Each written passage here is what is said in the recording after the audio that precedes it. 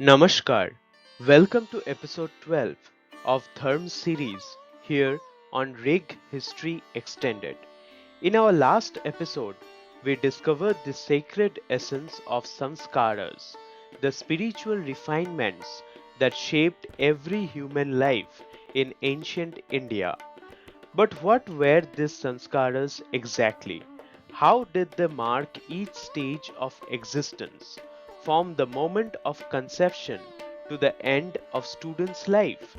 And why were they seen not merely as rituals but as acts of inner purification, transforming the ordinary into sacred? In this episode, we will journey through the types of sanskaras, exploring their meanings, their rituals, their symbolism, and the divine philosophy that made itself a ritual of dharma. So sit back, open your mind, and step once again into the spiritual rhythm of ancient India. Sacred sanskaras of ancient India. The word sanskar means refinement or sacred rite. In ancient India, it referred to the 16 purificatory ceremonies that sanctified the different stages of human life from conception to death.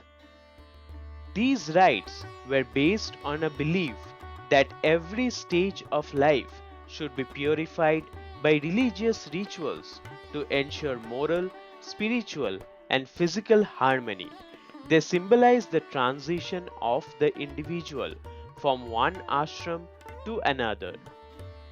The sanskaras were broadly divided into pre-natal, covering conception and pregnancy rites, post-natal, covering naming, feeding, and initiation, educational and completion rites, marking student life and adulthood. Prenatal sanskaras included Garbhadhana, which is conception, Pumsavana, ensuring a male child, and Simantonnayana, parting of the hair, each sanctifying pregnancy and preparing the family for childbirth. Post-natal sanskaras covered ceremonies like Jātakarma at birth, Nāmakaraṇa naming, and Annaprāśana first feeding, emphasizing nourishment, identity, and blessings for the newborn. Comprised Upanayana initiation into education, Keśānta first saving and or Godāna and Samāvartana completion of study, reflecting discipline, learning, and readiness for social life. Together, these sanskaras shaped the moral and spiritual fabric of Vedic society. They were not mere rituals but reflections of the Hindu philosophy of life, linking human growth with divine guidance at every stage. Garbhadhana Sanskara, the rite of conception. Garbhadhana means impregnation, referring to the conception of the child, Garbha, not the mother. It is a sanskar of the womb performed after consummation of marriage for ensuring offspring. The rite is mentioned in Brihadaranyaka Upanishad and Atharva Veda. The first three verses are quotations from the Ṛg Veda Mandala 10, invoking Indrani for successful parturition. The ceremony involves preparing a dish of rice and meat with ghee. The husband eats half and offers the rest to his wife, symbolizing union and conception. Water is sprinkled with Vedic mantras and the husband chants verses invoking Agni, Anumati, and Savitri. The rite aims to sanctify procreation. The ritual has been named as sacred, blending physical and spiritual union. Ancient texts like Ṛg Veda equate it with successful childbirth. Though it might appear mystical to modern minds, ancient thinkers viewed this as invested with religious halo, reflecting the spiritual sanctity of conception in Vedic culture. Pumsavana Sanskar, the rite for a male child. Pumsavana is the first of the purificatory sanscaras performed after conception, ideally at the first signs of pregnancy, to ensure the birth of a male child. Mentioned in Atharva Veda, the wife fasts for 1 day and eats 3 handfuls of curds mixed with 2 beans and 1 grain of barley, offered by her husband. After each offering, the husband asks thrice, "What dost thou drink?" Which the wife replies, "Pumsavana." Some traditions involved introducing sacred powders into the wife's nostrils, symbolically connecting the conception and vitality. Every sanskar, including Garbhadhana, required a home, which is sacrificial fire and feeding of the Brahmanas. MMK noted that the rite combined with religious, symbolic, and medical elements. The rite's magical aspects likely originated from pre-Vedic customs. Another similar ritual, Garbhadhana or Annavalovana, which performed alongside Pumsavana to ensure the child's protection and successful gestation. Simantonnayana Sanskar, the rite of parting the hair. Simantonnayana means parting the hair upwards. As Ashvalayana Gṛhyasūtra, it was performed in the 4th month of pregnancy during the dark fortnight when the moon was in conjunction with the male nakshatra. The couple sat on the bull's hide.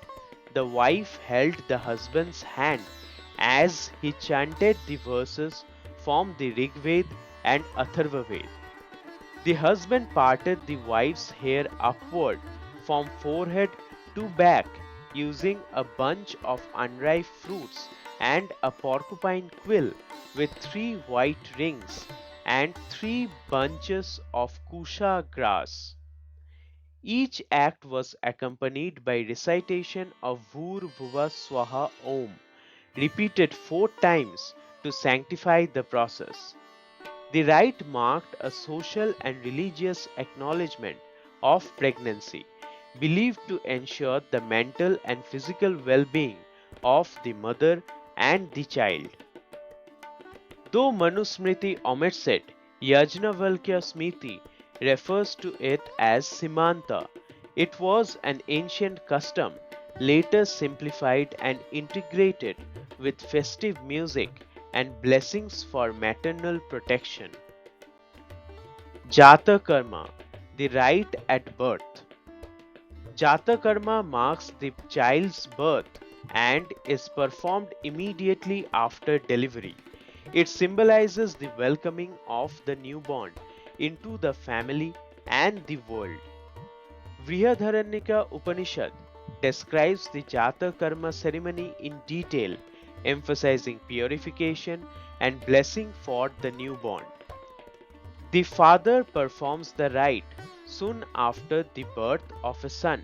He takes the infant on his lap and feeds him a mixture of curd, honey, and ghee with a golden spoon while uttering sacred mantras. After feeding, the father whispers sacred verses in the baby's ear, invoking divine protection and prosperity for the child. This act symbolizes the father's first bond with the child, merging parental affection with spiritual initiation. Various Gṛhyasūtras provide extensive procedural details, though with minor variations. The rite established both the physical nourishment and spiritual identity of the infant. Nāmakaraṇa, the naming ceremony. Nāmakaraṇa is the ceremony of naming the child. Authorities differ regarding its timing, but usually it is performed on the 10th or 12th day after birth or up to the 3rd week following Jātakarma. The Benares College Grant records Jātakarma of Prince Harisen on 10th August 1175 and Nāmakaraṇa on 30th August the same year, showing the approximate gap between both rites. Ṛg Veda refers to 4 types of names: nakshatra name, deva name, vyavaharika name or public name, and gotra name. Children were often given 2 names, one personal and another gotra name. For instance, Purukutsha means son of Purukutsha and Girikshit means descendant of Girikshit. It was prescribed that a child should not bear the father's name but could be named after a grandfather or another ancestor, a practice common in royal families. Manu Smṛti prescribed the names of Brahmanas should denote happiness: Sharman, Kshatriya's protection; Raksha or Varman, Vaishya's prosperity, Pushti; and Shudra's dependence or service, Dasa. Such names reflected caste, duty, and social rank. Over time, the Upapada endings like Dasa and Datta became popular, as seen in names like Krishnadasa, Durgadasa, Varma, marking evolving social identities. Annaprāśana, the first feeding ceremony. Annaprāśana means eating of food and marks the child's first intake of cooked food, symbolizing the transition from infancy to nourishment. It was performed when the child was 6 months old. The father fed the child the first morsel while chanting Vedic mantras. Authorities differed on what food should be used. Some preferred meat or fish, others boiled rice mixed with ghee, curd, or honey. The act represented the parental wish for health, longevity, and strength of the child, uniting ritual care with physical nourishment. The father recited mantras during the feeding, sanctifying the act and invoking divine protection. This sanskar continues even today in Hindu families, retaining the core essence of early nourishment and blessing. This ceremony symbolized entry of the child into social and ritual life of the community, linking sustenance with sanctity in early Vedic culture. Upanayana, Introduction and Meaning. Upanayana is the Indo-Iranian rite, meaning leading near or initiation into student life. It marked the beginning of education and was considered the most important sanskar for twice-born males, Dvijas. The Gṛhyasūtras describe Upanayana as a sanskar where Gayatri mantra is imparted into the pupil. It also mentioned in Ṛg Veda, and parallels are found in Zoroastrian texts. The ceremony initiated the student Brahmacharin into religious and academic life, symbolizing spiritual rebirth. The teacher, Acharya, became the boy's second father, guiding him in learning. The term derived from Upa, which means near, and Nayana means leading, meaning taking the child near the Acharya. Originally, it may have meant bringing the boy near the sacred fire, Garhapatya Agni. According to Shatabata Brahman, the teacher asked the boy's name and declared, "I shall initiate you." The boy then took the samit, sacrificial stick, and was accepted as a student. Initially performed only by Brahmanas, the rite gradually extended to Kshatriyas and Vaishyas, marking their formal entry into Brahmacharya, which is studenthood. Upanayana, rules and ritual practices. The Dharma Sutras and Smritis outline detailed rules, age of initiation, rites before Upanayana, materials for the Brahmacharin's dress, Yajnopavita, which is the sacred thread, and duties after initiation. Proper ages were 8 to 16 years for a Brahmana, 11 to 22 for a Kshatriya, and 12 to 24 for a Vaishya. Selection of the proper month, date, and nakshatra was also prescribed. Boys wore girdles made of different materials: munja grass for Brahmanas, murva grass for Kshatriyas, and hemp for Vaishyas. They also wore the Yajnopavita, the sacred thread. Early texts like Ashvalayana Gṛhyasūtra and Varavdaja Gṛhyasūtra indicate that boys might have worn the thread before the Homa began. In Tattariya Aranyaka, a strip of antelope skin or cloth was used as upavita. M. Kane concluded that upavita originally meant an upper garment worn in specific ways during rituals and only later evolved into the sacred thread of cotton. Over time, cotton replaced antelope skin, reflecting growing avoidance of animal materials. By later Smritis, the sacred thread became the exclusive marker of the Brahmana caste. The Parsi community retained a similar garment tradition, showing Indo-Iranian continuity of the ancient Upanayana custom. Upanayana, cultural evolution and social implications. Originally a rite of studenthood, Upanayana evolved into a symbol of caste distinction, especially after 600 AD when the Yajnopavita became exclusive to Brahmanas.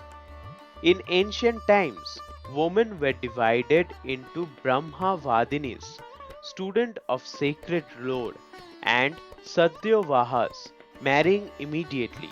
The Brahmavadinis underwent Upanayana, studied the Veda, and maintained fire in their homes.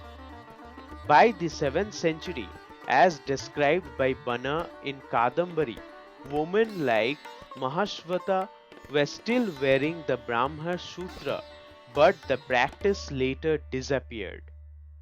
The Indo-Iranian Parsis retained the use of sacred thread-like garment, kushti, highlighting the ancient common heritage.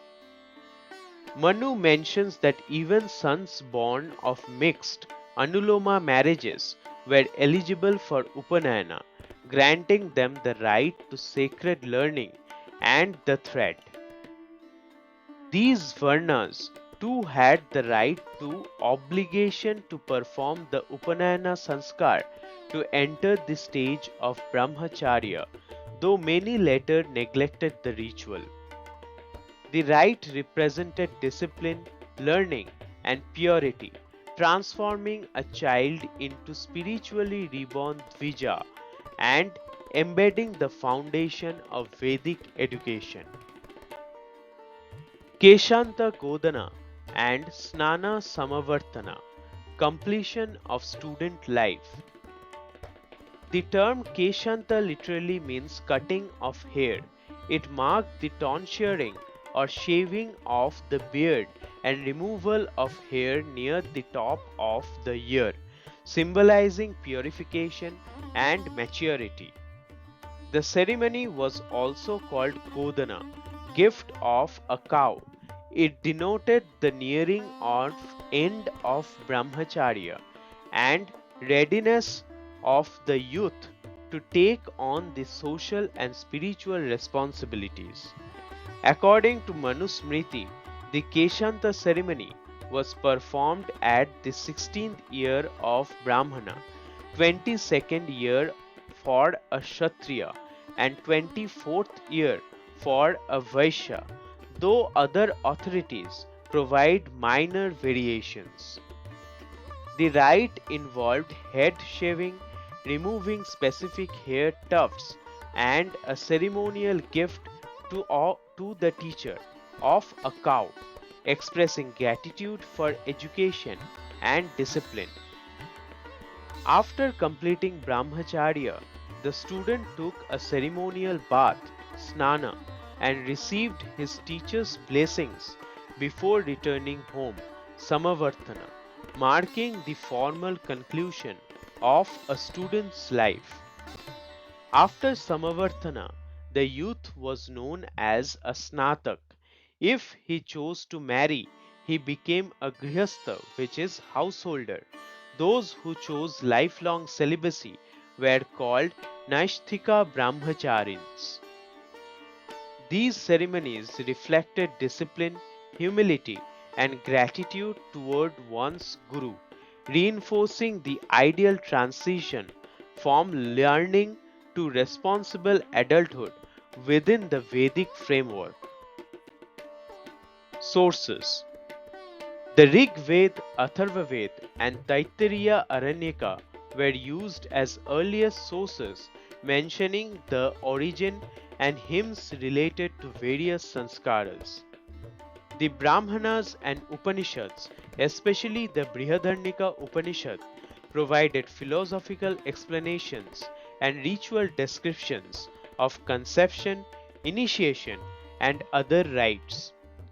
The Gṛhyasūtras of Ashvalayana, Shankayana, and Bharadwaj were referred to for their procedural details of major sanscaras such as Garbhadhana, Upanayana, and Samāvartana.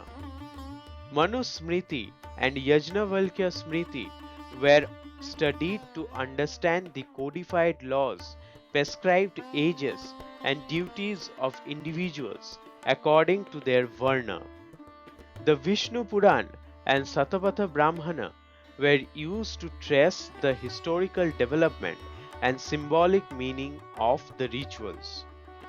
Scholarly interpretations by M. Kane in the History of Dharma Shastra and S.N. Das Gupta in A History of Indian Philosophy were used for analytical and comparative insights. A.K. Majumdar's concise history of ancient India served as the primary reference for factual data and structural organization of this presentation. Translations of the Vedas and Upanishads by R.T.H. Griffith and Max Muller were used to verify original verses and mantras cited in the context of each sanskar. Additional references included archaeological and philological research on Indo-Iranian cultural continuity and evolution of ritualistic traditions in Vedic society.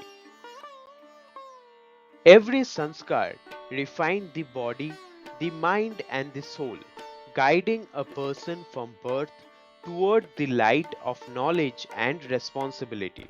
But the question remains, if life began with the sacred fire of Garbhadhana and studenthood ended with the purifying waters of Samāvartana, then what came next? What sanskar prepared one to renounce it all or to walk away from the world in search of truth itself? The answer lies in our next episode. Till then, stay curious, stay devoted, and stay connected with Ṛg History Extended. Dhanyabad.